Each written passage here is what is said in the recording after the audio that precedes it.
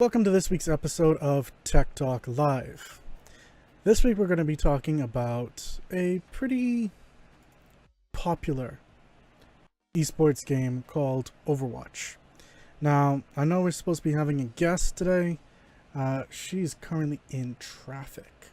So, until she gets here, I will be going through and we'll be talking about it. Just let her know really quick. Okay, so today we're going to be talking about Overwatch. Now, giving you a little bit of insight into Overwatch on a whole, though, I want to start off by giving you some information. So, Overwatch is a shooter game. It's very similar to Team Fortress 2 in that you have certain classes in your shooters. You've got the tanks, you've got the snipers, you've got the people who set up like turrets and whatnot, so the mechanics. You've got the people who jump around, like your scouts. You've got your spies in a sense, and of course you generally have the different characters, and sometimes they're a little weird. Oh right, and your medics. So one of the weirder characters, that's actually one that's recently come out, called Doomfist. Now he's a legendary villain in the game, and he's broken out of prison. So that's kind of the basis that they have going along with him. And he's got this gauntlet that gives him like special abilities, even more so than without it.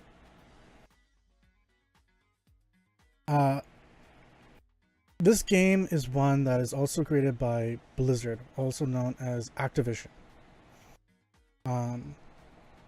It was originally introduced to the public back in 2014's BlizzCon. From there, they had closed beta from 2015 to early 2016, and became an open beta in 2016, which surprisingly, but then again, not surprisingly at this point, drew nearly 10 million players. The reason why I say is not necessarily surprisingly is because just look at PlayerUnknown's Battlegrounds, where that's still in beta, and that's one of the most popular games out there right now for esports. Now, there's been a lot of different stuff that's happening with this game, and people overall like it. There are several different, so the official names as to what I was talking about earlier are offense, defense, tank, and support. Where offense characters, they're the high mobility, they're going to try and take you down for a large amount of damage. Typically can be seen as some glass cannons, depending on the character type. Defense, of course, are the characters that may not do as much damage. They're not quite tank material, but they're not going to die all that quickly either. They're the ones that you're going to really want in particular areas to make sure that it's not so easy for them to get to the checkpoint or whatever area that you're trying to get to. These can also be the same persons that set up sentry turrets and traps and stuff like that. Your tank characters, of course, the tank character. They have the most health inside the game. They typically have a way to create barriers. Or just overall make sure that they are one of the last persons alive. The majority of them have the ability to pull up their shield, like I mentioned, which can also help the team survive on a whole. And of course, support are the characters that, either keep you alive or weaken the opponent's team. Don't expect them to do a whole lot of damage. Don't expect them to live very long, typically because they also get focused down almost as soon as someone sees them. But they can create buffs, debuffs, so buffing your team, debuffing the other team's team. And that generally helps things out, making sure that, the match goes fairly easily. Of course, you can have certain maps that, well, certain matches, I should say, that are complete. I don't know another word to really put it, but are insane. So, for example, there are the assault maps, which are capturing 2 target points in a sequence on the map while the defending team must stop them. You've got the escort maps, where the attacking team is tasked with escorting a payload, which is kind of like a little dolly or trolley, however you want to call it, that has something and is kind of like being pushed by itself, but you have to be around it for it to move. And that it moves from one area to the next, and you have to stop the team that's trying to stop you and actually make it there. Now, let me see. Yeah. Oh, right. One last thing. The trolley or payload can move backwards. But that's definitely something that you want to avoid. There's the hybrid map, which is the assault and escort map. So that's pretty much where the attacking team has to capture your payload, as if, it was the target point from assault, and escort it to a destination, while the defending team tries to hold them back. And of course, there's then the control map, which, each team tries to capture and maintain control points until their capture percentage reaches 100%. Typically, this is a best of 3 type of format, so if you lose one, don't worry, you can try to make it back. But yeah, doesn't always work out as well as sometimes you hope. And there have been situations that I've seen where it has been an overwhelming 3-0 map as well when it comes to that. Now, there's also an overtime period, so if one of your objectives was not completed, then pretty much that puts you into overtime. And, it allows you to continue attacking continuously to push your objective if the attackers have cleared the objective, or have a limited amount of time shown by the countdown timer to reestablish their attack before they lose the round. The length of this countdown meter shortens the farther into the overtime period, and additionally, the spawn time of the defending team is 2 seconds longer than overtime, but only if the player died during overtime. So if you died, overtime then happened, you still come back at the regular time. There are different size maps, so you can end up being on a really small map, or you could end up being on a really long map.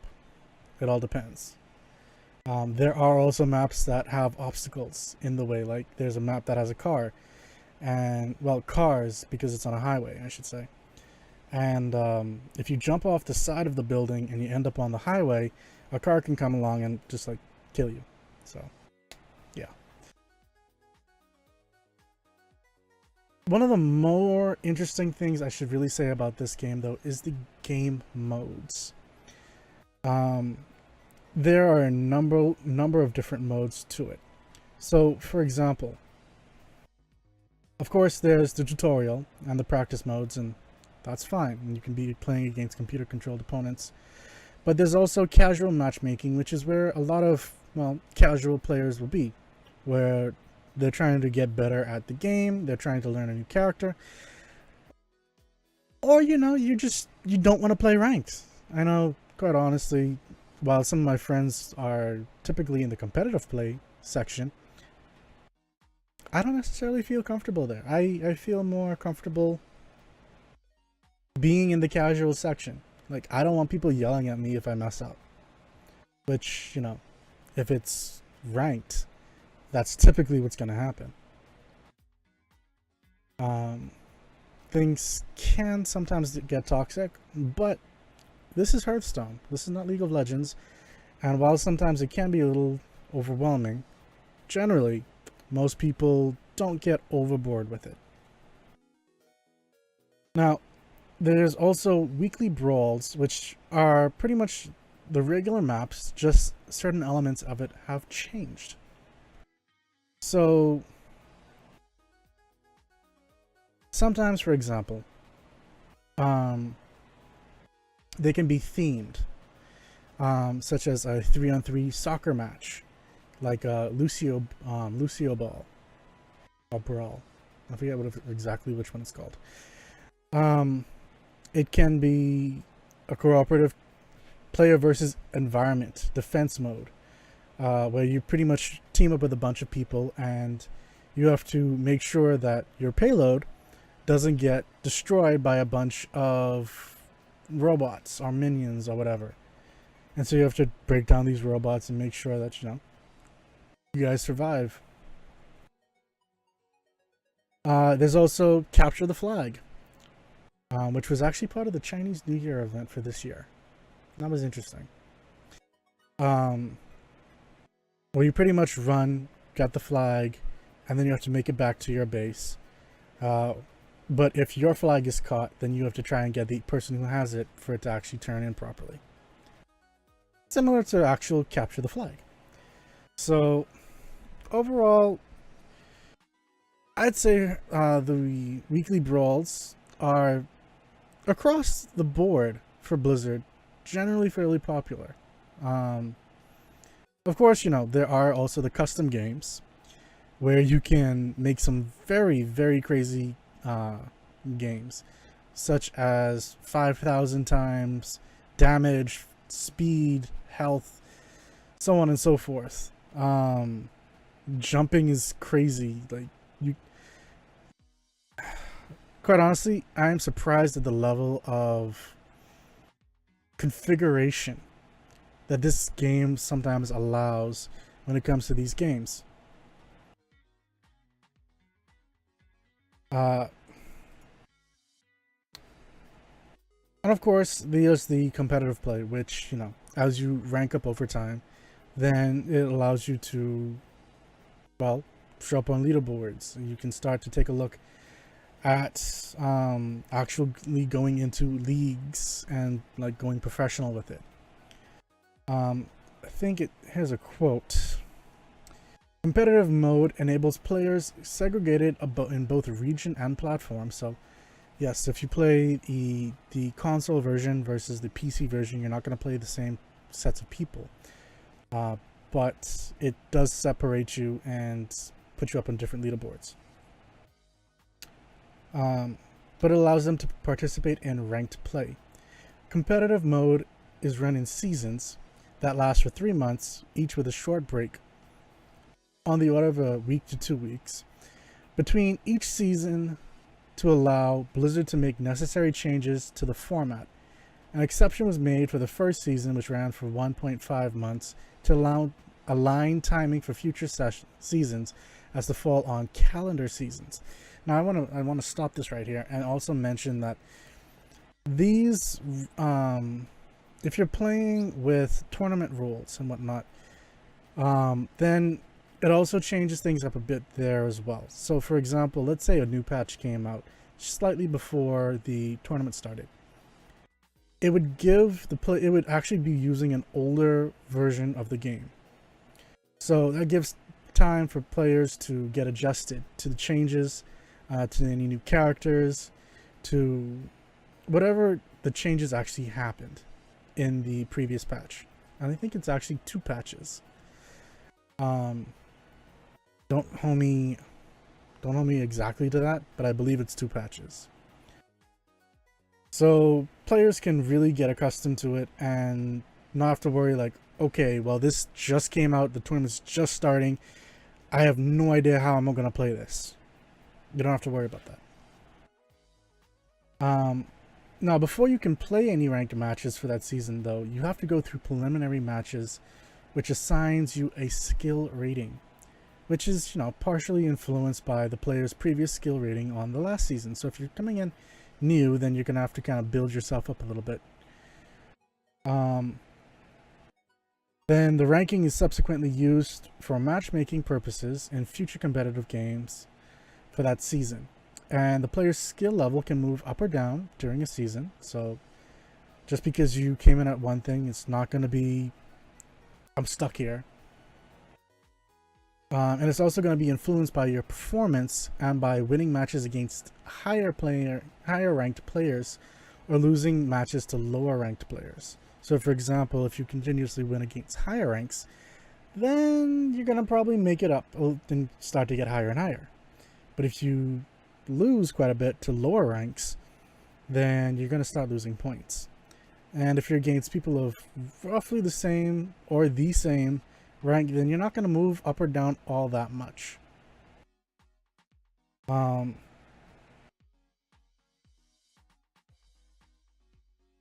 Players in a team in competitive mode, however, must choose unique hero to use. So unlike, say, some casual games or some custom games, everyone has to choose a different character, a different hero.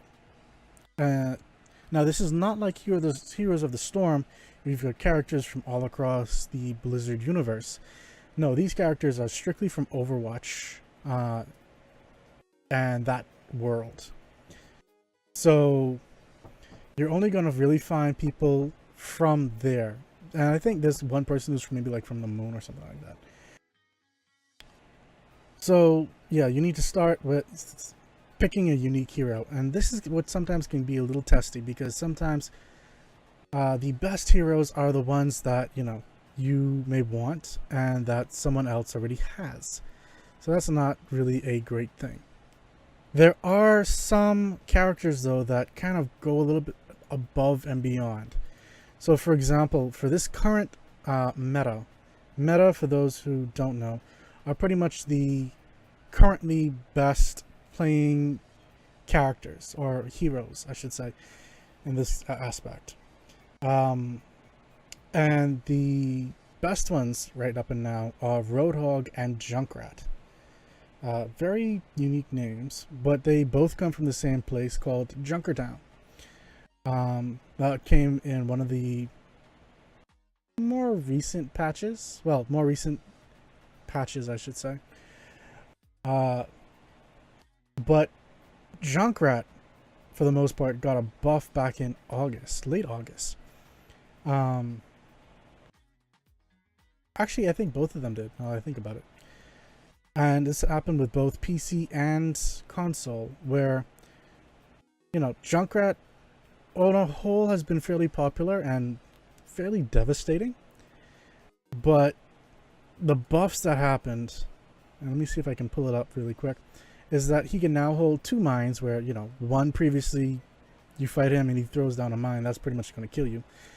And then Riptire, his Riptire's movement speed has been increased by 30%, and it's no longer time limited when wall climbing, which means he can use that and scale walls without any time limit. Makes him a pretty deadly character when you really think about it. People, of course, were saying it was much needed, as the movement speed makes it more difficult to take him out and kill if maneuvered skillfully enough. But,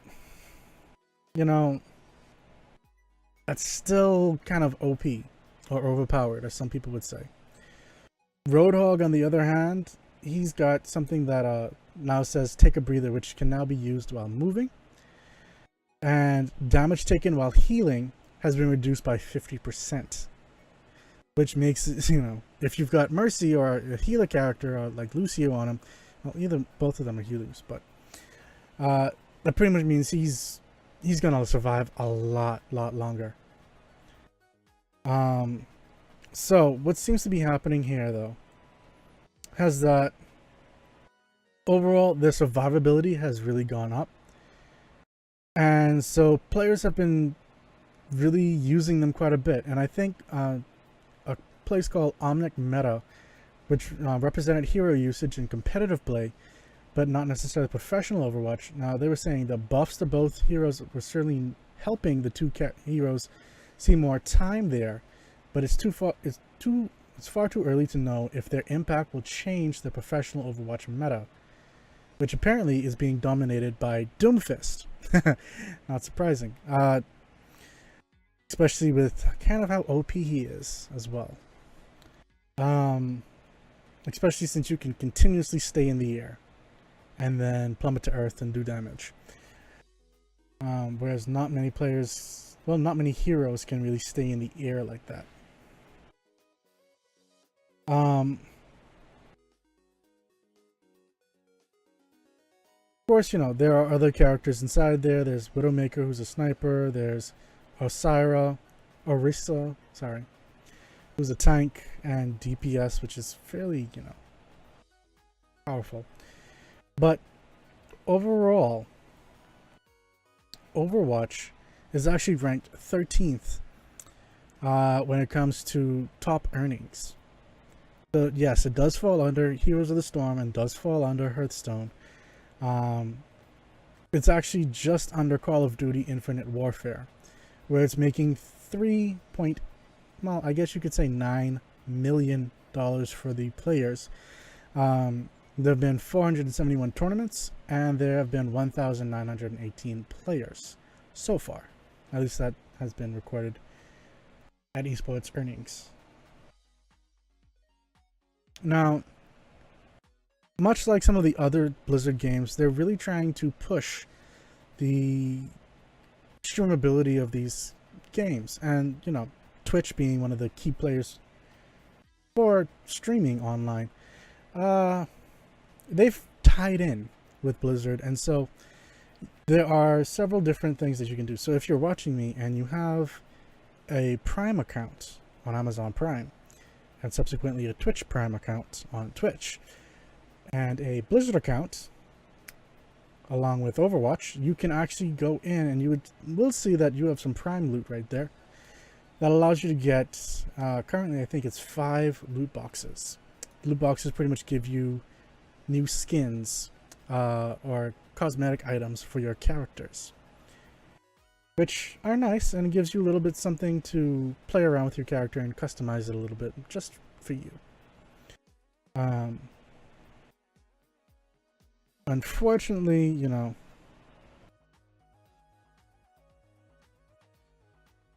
okay, so my guess is saying she should be on in 5 minutes or so. So I'm going to talk about Blizzard's, apparently Blizzard's BlizzCon goodie bag is filled with Overwatch goodies as well. So for example, it seems that it has a backpack with a Velcro front for loading up on patches. Neat. Blizzard includes patches for each of its games, so World of Warcraft, StarCraft, Hearthstone, Diablo, Heroes of the Storm, and Overwatch. Apparently an Overwatch hanger or keychain, yeah, because hanger, that was a little weird for me, is included inside of it as well. It's a blind bag, which means you won't know who you're going to get until you open it. You can get Soldier 76, Ana, Diva, McGree, May, Widowmaker, Tracer, Trebjorn, Reaper, Zenyatta, Reinhardt, and a mystery hero. Apparently, someone got Mercy as well in one of her particular skins. There's a Overwatch edition cute but deadly blind box, which has a mystery hero available there, which, you know, Genji, Reaper, McCree, Diva, Sombra, Lucio, Zara, Hanzo, Soldier 76, Pharah, Tracer, and Bastion are the other options you can find inside. And they also have included a special collectible pin that's not explicitly Overwatch themed, but Widowmaker is seen on the package. That's interesting. I think I may actually have to get this. Of course, you'll also need to, if you're getting the virtual ticket for BlizzCon, then you get a $10 discount on the goodie bag that you'd be getting. So even if you're not attending, you can still get the goods.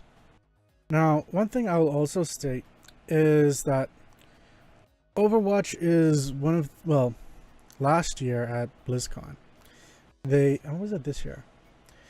They pretty much stated that they were going to be making a esports league for Overwatch, and this is kind of where Hearthstone and like other leagues kind of started really becoming serious about it. In my personal opinion, when it comes to Blizzard games, is that they wanted to make it where even if you're not, let's say you're a professional, if you want to really focus in and play the game, then it's hard to do that when you also have to deal with work and life, and like a lot of things come in the way. What they're trying to do is offer teams that join with Overwatch a certain amount of money per year, and it's enough technically for that team to survive, to live off of. It's not going to be super like a lot of money, but you know, you're not going to be scrapping unless you're like doing a lot of big purchases or something like that. And what they then allow them to do is when they play games and like rank in tournaments and whatnot, then they get a certain amount of money from that tournament as well, to that adds on top of that. So a person can example for go home with let's say they give the team $125,000. There's 4 people on that team. 4 or 5 people on the team, either one. Then you're making about $31,000 if it's 4 people, or $25,000 a year if it's 5 people. That's not accounting for like any other expenses kind of thing. But let's say you rank top 3, then whatever you make from that then of course gets split between the team and whatnot, and that's not accounting for any sponsors that you might have. So yeah, you can end up making a pretty penny, because there are, for example, if we take a look at Overwatch, the typical amounts that the prize pools go are from 25,000 to 300,000. Most seem to be within that under 200,000 bracket. Actually, most are under that 100,000 bracket, to be quite honest. When the top player, Tai Mao, who apparently has made $43,384.23 over the time that he's been playing Overwatch. Okay, sorry, that scared me. Sorry, just 1 second. Let me just grab my my guest. Okay, so here is our guest, Dwan, who's just a little bit late, but just a little bit. But she's one of our local Overwatch players. And so, Dwan, how long have you been playing Overwatch? I think like about a year now. I think it's been about a year. Almost. Almost. Okay. So how's your experience been? Like, I know you would have like started playing, you had to get accustomed to it. Like, can you tell us a little bit about that? To be honest, when I first started playing it, I didn't really like it. I don't know, just the graphics isn't. I don't know. It wasn't a lot. I actually got into it because a close friend of mine, and I was watching him play one, and I was like, well, let me just pick up the controller and just start playing for myself. Ever since then, I've been playing it. The gameplay is good, music good, art good. I just ended up falling in love with it because it wasn't something like I expected to like. So that was like a nice little surprise, I think. Okay. So you would have had to start out with some character. Like, so what would you say did you start off with, and which character did you really like, do you prefer playing now? Let me see if I can remember. Oh, I started playing off with May. I think that's how you pronounce her name. Yeah, May. The girl with the ice cream. Yeah, I started playing off with her. Specifically because I'm a girl. She's a girl. So I started playing with her first, and after a while, I was like, this was kind of boring. But that was back when I didn't know how to play with her, or like I didn't know the mechanics of the game per se. So, and I started venturing out to other characters. Like I really liked Junkrat, of course. Um, and then I started playing with Diva. So like she's like my main, and I stopped playing with Junkrat, and then I picked up Bastion as my sub. So Okay, it's between so Diva and Bastion. can you explain to our viewers a little bit about those characters and why you prefer playing with those? Well, Diva is kind of like a tank. She basically can take a lot of damage. She doesn't uh, dish out a lot of damage, but the fact that she can take it and she has like a nice shield was the reason why I picked her. And then she has like this I can't remember what the move is called, but if you press a certain one of the triggers, then she'll just like shoot away from danger. So the fact that she was able to escape from other like tight knit situations is one of the reasons why I picked her as well. Bastion is just basically if you're good at camping, like Bastion, Bastion is the perfect character to play. Like I have never been in a game where if someone picked Bastion, they didn't end up playing the game at the end. Like I've never been in a game where that didn't happen. Um, but he's actually really nice. I mean, he's like a glass powerhouse. I think that's the terminology. Glass cannon, yeah. Yeah, wow. He's like one of those. So he can give a lot of damage, but he can't take a lot. So he's probably practically the opposite of Devo. So they kind of like balance out themselves, sort of. So yeah, when I'm losing though, I go to Diva because I'm better with her. So if I get really pissed, I'm gonna pick Diva. And May, she's more like a defensive support class, isn't she? Yeah, I guess it's the way you play her because like you can use her very aggressively, and she's like she has so much armor, and she's very intimidating. So if you have her on your team and like you need to break up a team, like it's easy to just like dash in with her, break them up, like and then just like pick them off one by one. Like she's very good for that. So she's not just a defensive character because I she's not only a supportive character. Sorry, I like to play with her very aggressively. So I like to be very like and her large size as well is very intimidating. So, And then with Diva, don't you technically like even if they get you down to a certain point, then you pretty much jump out of your out of your mobile suit. yeah, she has like this little second life thing going on. So it's like, oh, Call of Duty when you're down, and you're like, oh, the last life, like, when you try to save yourself and that zombie portion of the game, like it's kind of like that. Like you have the opportunity to like just basically build back up your, I can't remember what it's called, the little charge thing in the middle. You have the ability to build that back up and then get your mech back. So she's she has a lot of pros versus her cons. Okay.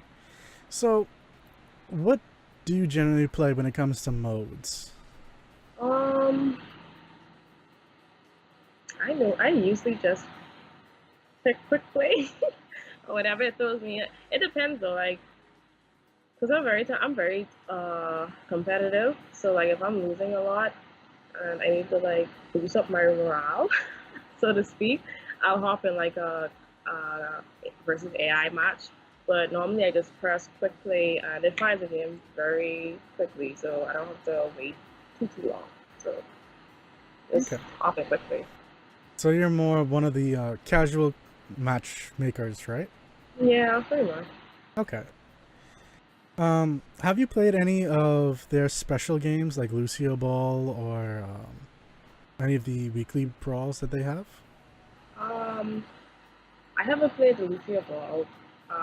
In terms of that, I guess the closest thing I would have played would be like the seasonal stuff. Like I played Junkenstein's Revenge, I think it was called, and I played King's Road. That one was really good. So other than that, I really don't venture out into the other modes.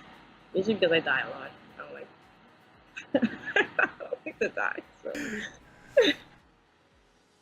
I don't think anyone really likes to die. Yeah. Now you mentioned playing Junkrat as well. Like, so how would you play Junkrat?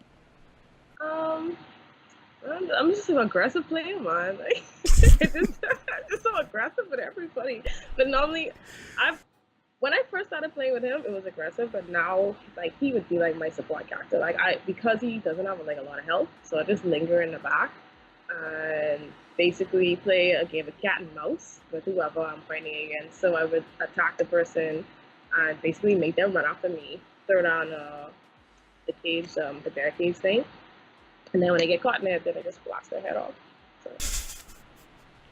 yeah, I have to be more strategical with him. That's quite a difference. That is quite a difference. Yeah. And you gotta know the map you want to do that kind of stuff. So. So it comes with a little bit of experience, then you're saying. Right. Okay.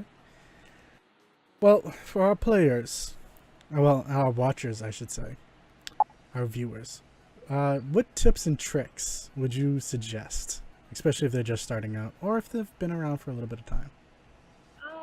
Well, I know I lost a lot because I didn't know the maps. Like, it's a good thing to know where like your health is. Like, that's imperative. Like, you could always just slip out of battle and run around the corner, and there's just like little care package for you just waiting there.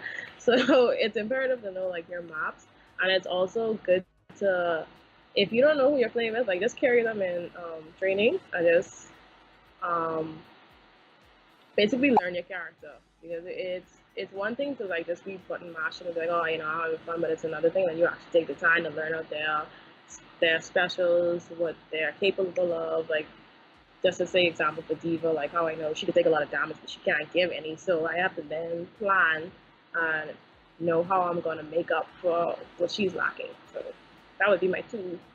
That was four fingers. Two. My two advice tips.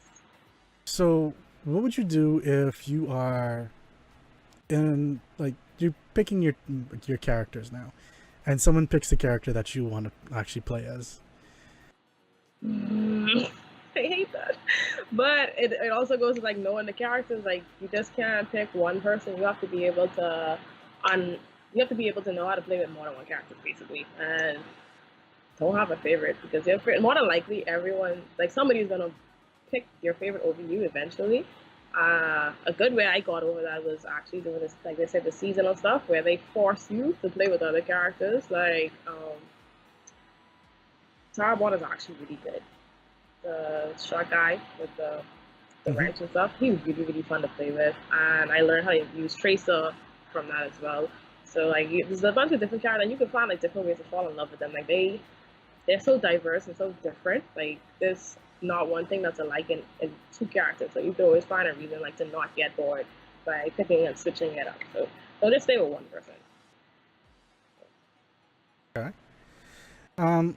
What made you want to play Junkrat though? The person who introduced me to the game was playing with John Kratz. So I'm like, okay, this is the only person I've really seen in the game thus far, and he had a good tactic. So I'm like, okay, I'm gonna play with him. But then, like I said, I got into playing with other people, and I realized that, hey, he's not the only character. So Okay. And what do you think of Junkrat's new well, the buffs that they gave Junkrat in the last patch? well, I haven't played Overwatch since the recent patch. I heard like they changed a lot of things, especially with him and Mercury. So I cannot answer that question at the moment. But I will check it out. Well, I know. Let me see if I could pull it back up.